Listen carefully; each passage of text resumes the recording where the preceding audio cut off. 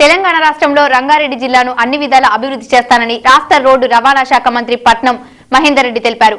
Quthbullapur circle పరిధిలో వివిధ డివిజన్లలో సుమారు 3,50,00,000 రూపాయలతో రోడ్లు, డ్రైనేజీ, మంచినీటి వసతుల అభివృద్ధి పనులను రాష్ట్ర రోడ్డు రవాణా శాఖ మంత్రి ప్రారంభించారు.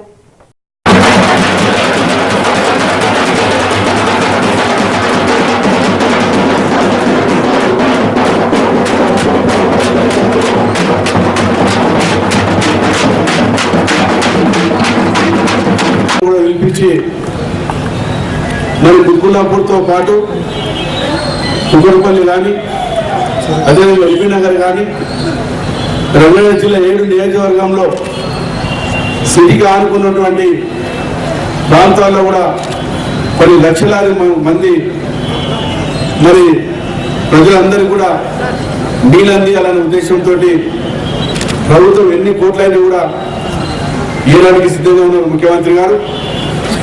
900 కోట్లతోటి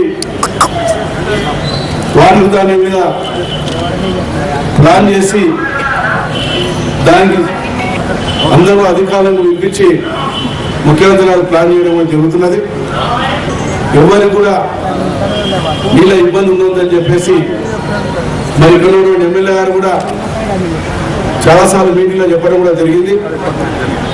తప్పకుండా ప్రజలకు నీటి సమస్యతో పాటు వాళ్ళల్లో కూడా సీసీ రోడ్లు కానీ మోరీలు కానీ ప్రజలకు ఎలాంటి ఇబ్బందులు లేకుండా ప్రభుత్వం ఎన్ని నిధులైనా కూడా ఖర్చు పెట్టి అభివృద్ధిలో తప్పకుండా ముందు తీసుకుపోతుంది.